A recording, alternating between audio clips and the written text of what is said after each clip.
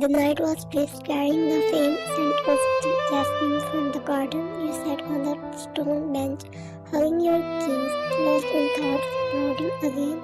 You turned quickly to find Jungkook approaching, hands stuffed in his pocket. An upside smile plastered on his face. You phoned, "I am not brooding." "Yes, you are," he teased, dropping onto the bench beside you. "Your face looks like someone stole your lunch." "You could not help it," you laughed.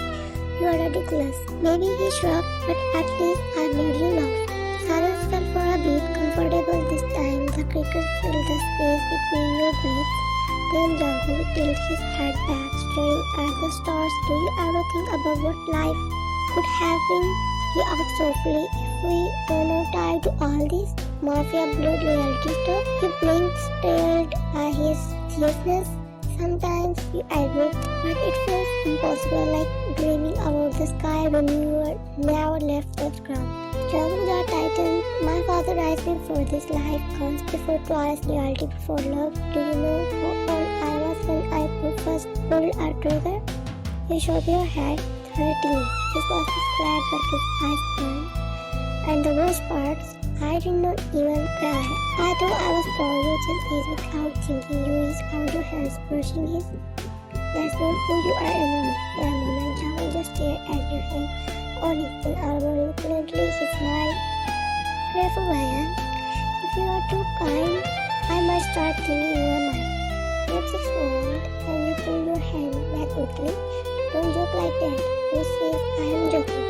He murmured, eyes locking on yours, towel tilt for a heartbeat. Your breath caught in your throat. You looked away first, pretending to adjust your skirt. "Let's go inside. It's late. We should head back." But even as you stood, your pulse could not calm. The heavy octo clicked shut behind him as Taehyung entered the dimly lit room. A single folder lay on the desk, placed deliberately. Where did he see it? Inside were document, transaction codes, information, only someone inside his family would have leaked. And among them, your handwriting. Expect it was not yours, it was forward, planned out, just crafted by Taehyung himself. He closed the file slowly, his eyes glinting like steel in the dark. "Let's see, Ryan," he whispered to the silence. "When I hand you this, will you lie to me or will you confuse?" He smiled at us, his lips was no one of his amusement. It was cruel, deliberately the kind of smile that meant someone was going to leave. Like in the hallway, you walked beside Jungkook, still trying to shake the strange promise his words left in your cheeks. But the faint prickle on the back of your neck told you what your heart already feared. Somewhere in the shadows there was waiting. And this time he was not just watching. The mansion was too quiet. You walked into the living room, still holding a tray from the kitchen, and the sound of papers slamming onto the table made you freeze. Then you sat in the leather chair, legs crossed, a glass of whiskey in one hand. His other hand rested easily on the folder. His gaze, however, was rather sharp. "Sit." Your thumb went dry. You lowered the tray slowly and obeyed. Reaching on the edge of the course, his silence was more terrifying than his anger. Finally, he slid the folder off to you. Open. Your fingers trembled as you flipped it open. Your blood ran cold. Lost thoughts. A list of the shipments marked with your handwriting, but it was not yours. You knew it instantly. "What is this?" It whispered. Taehyung leaned forward, his voice calm to calm. "That's what I want you to tell me, because it looks to me like you have been making family business to our enemies." Your eyes widened. "What? No, Taehyung," I whispered. "I did not swear."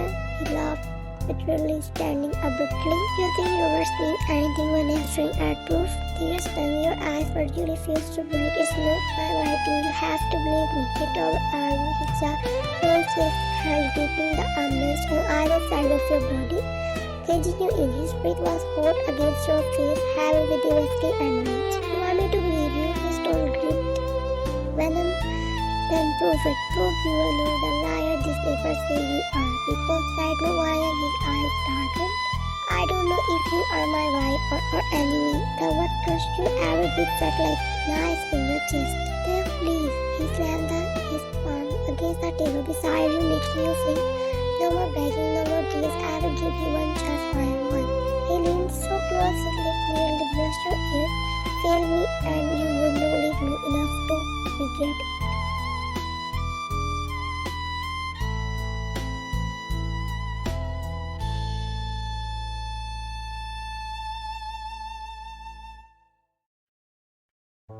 Later that night, you found yourself outside hugging your arms against the chill. The world felt like it was collapsing.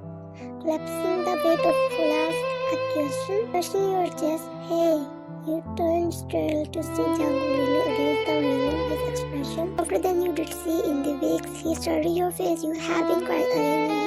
You shook your head quickly. I am fine. While his tone was quiet but firm. Don't lie to me. Everyone asked why don't you, but I will not. That single sentence broke the dam. Your tears slipped freely as you covered your face with your hand. Jungkook stepped forward gently, pulling your hair away and cupping your cheeks. Let me be your shield, he whispered. Even if the world calls you guilty, I will believe in you always.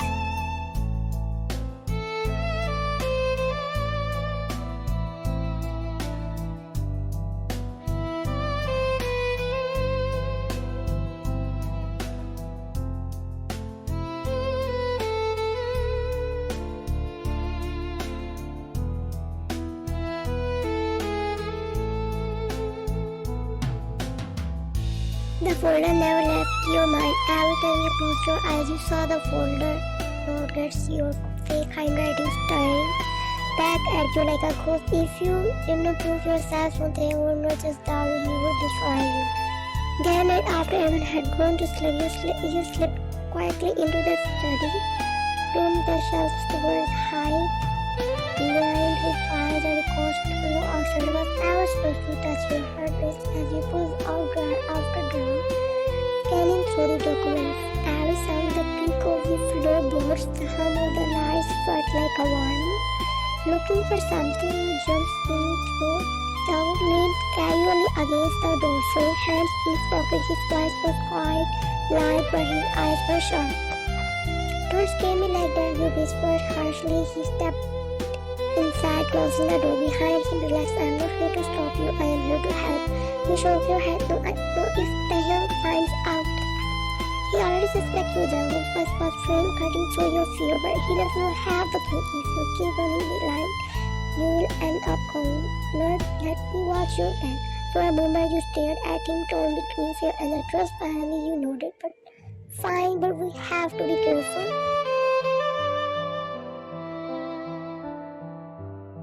Upstairs, Taehyung stood on the balcony, a cigarette burning slowly between his fingers. He watched the courtyard below with narrow eyes, but his mind wasn't on the view. Something felt wrong. Ever since Mine had denied the accusation, her eyes had not broken under his gaze.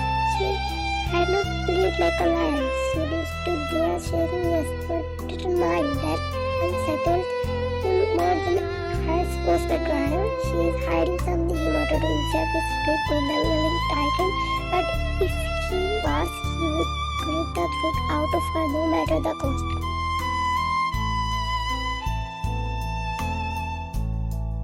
All was as you and Jungkook tore over the ledgers, scanning coded numbers on the shipment list. Finally, your eyes caught something very strange.